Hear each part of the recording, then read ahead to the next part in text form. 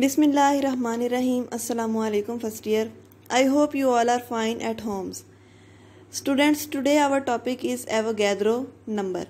बच्चों, हम लोगों ने एवोगैद्रो नंबर 9th क्लास के अंदर भी डिस्कस किया था और आप लोगों को मैंने कॉन्सेप्ट ऑफ मोल के अंदर डिफरेंट स्टेप्स में मोल का कॉन्सेप्ट क्लियर किया था कि हमने सबसे पहले एलिमेंट को डिस्कस किया, फिर हम लोगों ने सब्सटेंस को डिस्कस किया, फिर हमने आयनिक कंपाउंड को डिस्कस किया, फिर हमने आयंस की बात की थी और उसको हमने ये सिर्फ इतना ही कहा था कि इन सब के अगर हम मॉलिक्यूलर मास को या एटॉमिक मास को ग्राम्स के अंदर रिप्रेजेंट करें तो उसे हम नंबर ऑफ मोल्स कहते हैं।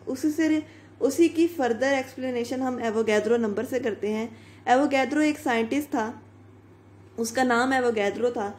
उसने एवोगैद्रो नंबर डिस्कवर किए थे, तो उसके नाम की बेस पर एवोगैद्रो नंबर इस नंबर का नेम रखा गया। तो एवोगैद्रो नंबर को हम यूँ डिफाइन कर सकते हैं। Avogadro number is the number of atoms, molecules और आयंस। ये नंबर ऑफ एटम, मॉलिक्यूल और आयंस होते हैं in 1 gram atom of an element. किसी एलिमेंट के 1 ग्राम एटम्स के अंदर, 1 ग्राम मॉलिक्यूल के अंदर, 1 ग्राम आयन ऑफ सब्सटेंस के अंदर। आप यूँ कह सकते हैं कि ये है नंबर ऑफ एटम्स, मॉलिक्यूल्स और आयंस। किस में? नंबर ऑफ एटम्स यानी कि एक एलिमेंट में कितने नंबर ऑफ एटम्स हैं। नंबर ऑफ मॉलिक्यूल्स यानी कि एक सब्सटेंस में कितने नंबर ऑफ मॉलिक्यूल्स हैं। नंबर ऑफ आयंस यानी कि 1 ग्राम आयनिक कंपाउंड के अंदर कितने नंबर ऑफ आयंस हैं। उसको हम लोग एवोगैद्रो नंबर से डिफाइन करते हैं। Let us explain Avogadro number with an example. Avogadro number को एग्जाम्पल से हम कैसे एक्सप्लेन करेंगे, देखें। 1.008 gram of hydrogen is equal to 1 mole of hydrogen. 1.008 gram hydrogen के किसके बराबर होते हैं? 1 मोल ऑफ हाइड्रोजन के बराबर होते हैं और इसके अंदर नंबर ऑफ ग्राम एटम्स कितने होंगे? 6.02 इंटू 10 की पावर 23। ठीक है, हमने न कॉन्सेप्ट ऑफ मोल के अंदर पढ़ा था कि जब उसके एटॉमिक मास को ग्राम्स में रिप्रेजेंट कर देते हैं तो वो क्या बन जाता है? 1 मोल बन जाता है। वो क्या बन जाता है? 1 मोल बन जाता है। और उस 1 मोल के अंदर कितने नंबर ऑफ एटम्स बताए हैं? 6.02 इंटू 10 की power 23 atoms of hydrogen. Next is 23 gram of sodium. Sodium की एटॉमिक मास को जब हम लोग ग्राम्स के अंदर रिप्रेजेंट करते हैं वो बनता है 23 ग्राम्स। तो 23 ग्राम्स किसके बराबर आएंगे? 1 मोल के बराबर। और 1 मोल के अंदर कितने नंबर ऑफ एटम्स हैं? 6.02 इंटू 10 की power 23। 238 grams of uranium is equal to 1 mole of uranium. और इसके अंदर कितने नंबर ऑफ एटम्स हैं? 6.02 इंटू 10 की पावर 23 एटम्स ऑफ यूरेनियम। ठीक है, ये हमने एलिमेंट के अंदर नंबर ऑफ एटम्स की बात की। 1 ग्राम एलिमेंट के अंदर कितने नंबर ऑफ एटम्स हैं हर किसी के अंदर?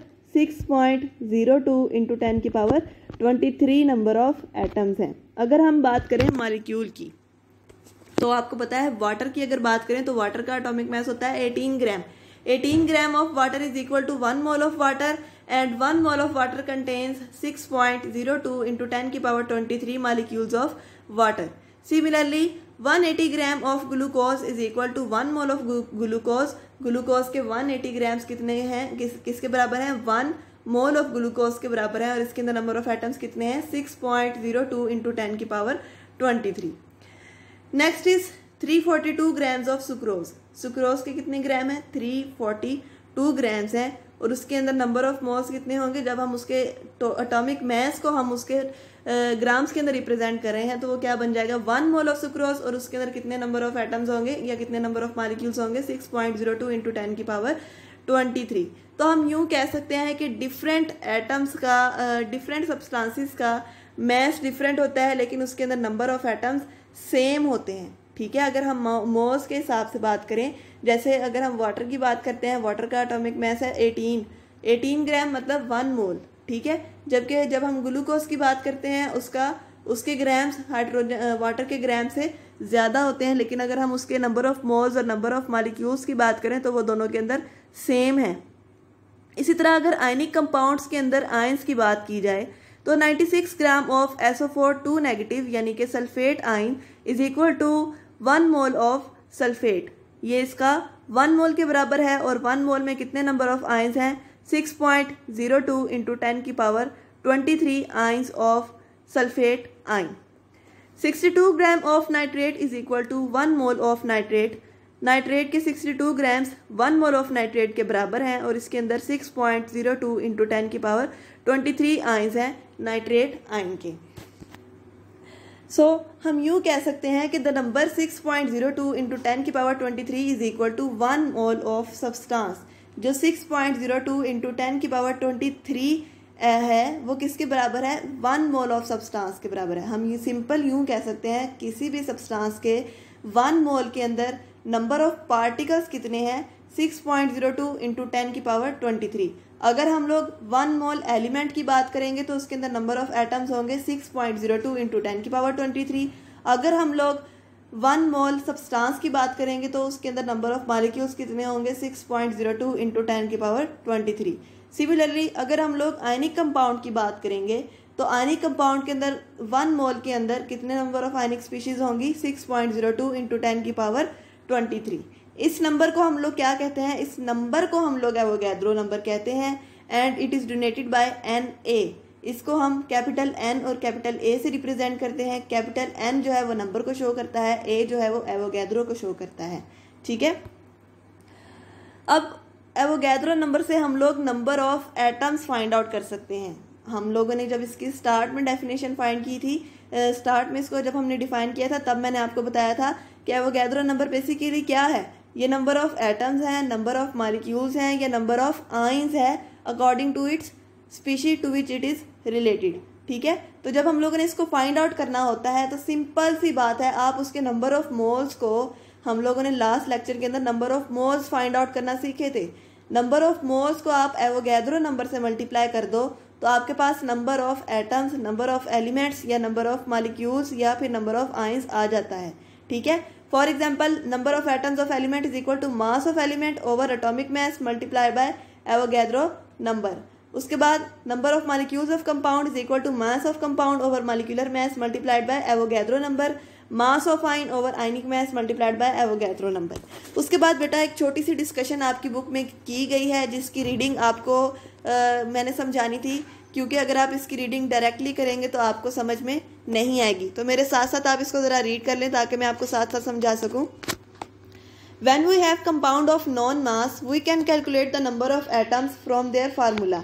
अगर हमारे पास किसी नॉन मास का कंपाउंड मौजूद है, फॉर एग्जांपल कोई भी कंपाउंड, आप वाटर की बात कर लें, वाटर के आपके पास स्पेसिफिक नंबर ऑफ ग्राम्स हैं। फॉर एग्जांपल आपके पास 90 ग्राम ऑफ वाटर है तो आप उस वाटर के फार्मूला से आप फाइंड आउट कर सकते हैं। ठीक है, in 18 gram of water there are present 6.02 into 23 into 10 की पावर 23 मालिक्यूल्स ऑफ वाटर। तो इसके अंदर 6.02 10 की पावर 23 मालिक्यूल्स ऑफ वाटर होते हैं और मालिक्यूल ऑफ वाटर के अंदर 2 हाइड्रोजन के एटम है और 2 हाइड्रोजन के एटम है और 1 ऑक्सीजन का एटम है। ठीक है, अगर हम लोग number of atoms find out, number of atoms की बात करेंगे अकॉर्डिंग टू एलिमेंट, यानी कि अगर हम वाटर के अंदर हाइड्रोजन और ऑक्सीजन की अलग अलग से बात करेंगे तो हम उसके नंबर को एवोगैड्रो नंबर से मल्टीप्लाई करेंगे। लेकिन अगर हम उसके अंदर सिर्फ नंबर ऑफ मॉलिक्यूल्स की बात कर रहे हैं तो फिर हम लोग ओवरऑल ये बात करेंगे कि इसके 1 मोल के अंदर 6.02 इंटू 10 की पावर 23 मॉलिक्यूल्स हैं। ठीक है, similarly in 98 gram of sulfuric acid it has twice the Avogadro number of hydrogen atoms and 4 times the Avogadro number of oxygen atoms and Avogadro number of sulphur atoms. ठीक है, जितने जितने उसके अंदर atoms हैं एक एलिमेंट के, उसके साथ हम एवोगैड्रो नंबर को मल्टीप्लाई कर देते हैं। सम सब्सटेंसेस आयनाइज इन सूटेबल सॉल्वेंट, कुछ सब्सटेंसेस सूटेबल सॉल्वेंट के अंदर आयनाइज हो जाते हैं यानी कि आइंस में चेंज हो जाते हैं टू यील्ड कैटाइंस और एनाइंस, और उससे क्या बन जाता है कैटाइन और एनाइन। कैटाइन और एनाइन किसको कहते हैं आप अच्छे से जानते हैं, जिसके ऊपर पॉजिटिव चार्ज हो उसको कैटाइन कहते हैं, जिसके ऊपर नेगेटिव चार्ज हो उसको एनाइन कहते हैं। The number of such ions there masses and number of positive and the negative charge can easily be calculated from the non amount of the substance dissolve. अगर हम लोगों को ये पता है कि हमने कितने ग्राम उस सब्सटेंस के डिजॉल्व किए हैं तो हम उसको इजीली फाइंड आउट कर सकते हैं कि इसके अंदर कितने नंबर ऑफ पॉजिटिव और नेगेटिव आइंस बने हैं और उसका कितना मास होगा। Let us dissolve 9.8 gram of sulfuric acid in sufficient quantity of water to get it completely ionized. It has 0.1 mole of sulfuric acid. It will yield 0.2 moles of 2 moles और 0.2 into 10 की power 23 hydrogen ions. ठीक है, 0.1 मोल इसमें से sulphuric 0.1 मोल total sulphuric acid आपने डाला था इसके अंदर.